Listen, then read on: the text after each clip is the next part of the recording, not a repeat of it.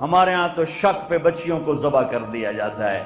بیٹا زنا کرتا رہے اور جی چھوڑ چھا رہے، بیٹا زنا کرے اور جی چھوڑ چھا رہے، کر دی رہ جاندے.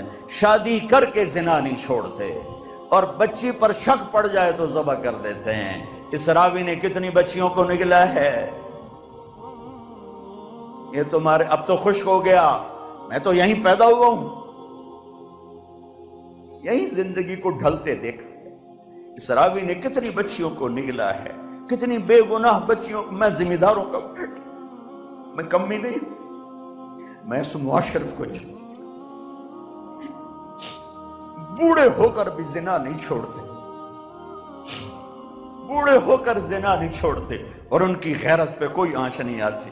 انہیں میاں صاحب بیٹھ ہویا، انہیں مار صاحب بیٹھ ہویا ہے، انہیں سردار صاحب بیٹھ ہویا ہے. اور بچی پہ شک پڑ جائے. کتنی بچیوں کو راوی نے کفن پہنا دیا اپنی موجوں کا، اور اس کی مچھلیوں نے قبر بنا دی اپنے پیٹ میں. کیا ظلم و ستم ہے، کیا ظلم. شک بھی پڑے تو گلے دبا دیے، ذبح کر دی. میں یہی کی سنا رہا ہوں، میں کوئی باروں آیا. مرد زنا کرتے رہیں. اس بازار حسن کو کس نے گرمایا؟ ان ذمہ داروں نے. میں تو جب سے اس بازار حسن کے گشت شروع کی ہے میرا کلیجہ پھٹ گیا ہے کہ مجھے تو یہ عورتیں مظلوم نظر آتی ہیں. کون سی عورت ہے جسم بیچنے کے لیے خوشی سے تیار ہو؟ کون سی لڑکی ہے جوانی کا کو بیچنے کے لیے؟ کون بچی ہے جو گھنگرو باندھے گی خوشی کے ساتھ؟ انہیں سرداروں نے گھنگرو بندھوائے، انہیں نوابوں نے نچایا، ان کے جسموں سے وہ کھیلے. ظالم یہ نہیں، ظالم وہ ہے جنہوں نے ان کے سر پہ دوپٹہ رکھنے کے بجائے ان کے جسموں کو نوچا، اپنی ہوس کا شکار نشانہ بنایا. وہ طوائف بن گئی. اے اوے میاں صاحب رہا، ارے میں یہیں پیدا ہوا ہوں، ذمہ داروں کے گھر میں پیدا ہوا ہوں، میں یہ سب کچھ دیکھا ہوا ہے. مجھے تو یہ بچیاں مظلوم نظر آتی ہیں کہ جو مردوں کی ہوس کی بھینٹ چڑھتی ہیں. رات ایک بچی میرے پاس آئی ہوئی تھی، میاں صاحب میری کدائیں شادی کرا، جتھے گل کرے نہیں ہوں آدھے میرے نال اونج رہا ہے، میں شادی نہیں کر، میری کدائیں شادی کرا. عورت کی فطرت ہی نہیں ہے کہ وہ گھنگرو باندھ کے محفل کی زینت میں. عورت کی فطرت میں تو حیا.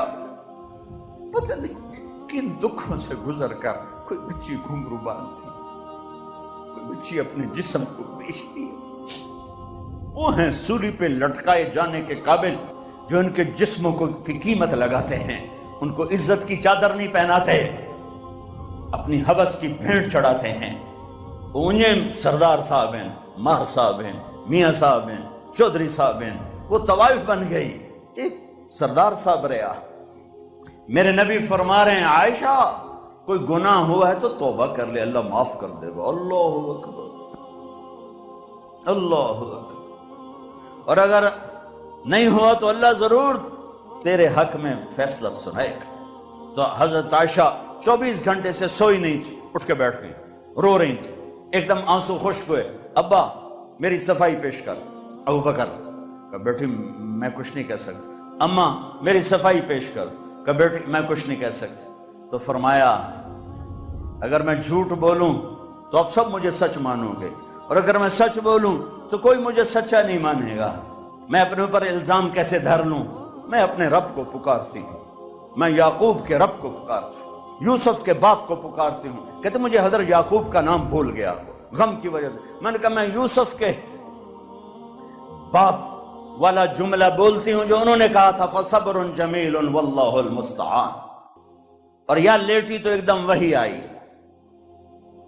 اب 1 مہینے کے بعد وحی آئی، اور حضرت عائشہ فرماتی میں تو مطمئن تھی کہ جو بھی آئے گا میرے حق میں آئے گا، لیکن مجھے یہ نہیں پتا تھا کہ میرے حق میں قرآن ہی آ جائے گا.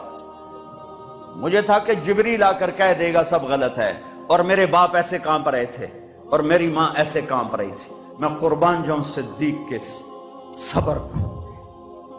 فرشتوں سے معصوم بیٹی پہ الزام لگا، ایک دفعہ جا کے دربار رسالت میں نہیں کہا یا رسول اللہ یہ کیا ہو رہا ہے، پورے مہینے میں ایک جملہ بولا، ایک سبحان اللہ، یہ کام تو کبھی کفر میں نہ کیا، آج ایمان کے بعد ہماری عزتوں پہ داغ لگایا جا رہا ہے۔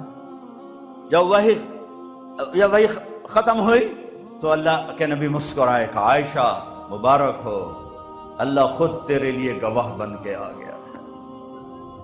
تو حضرت ام رومان نے کہا بیٹی اٹھو، اللہ کے نبی کا شکر ادا کرو، تو فرمایا نہیں، میں اس کا شکر ادا کروں گی جو میرا گواہ بن کے آیا۔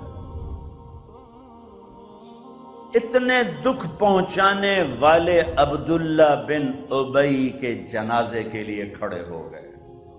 کم وقت مر گیا، اس کے بیٹے پکے صحابی تھے، یا رسول اللہ میرے ابا کو کفن دیں گے، آپ اپنا کرتا دے دیں، میں کفن اس کو پہناؤں۔ آپ نے کہا یہ لو۔ آپ کہتے تو منافق ہے، میرے کرتے دونوں کی فائدہ، کہ یہ لو۔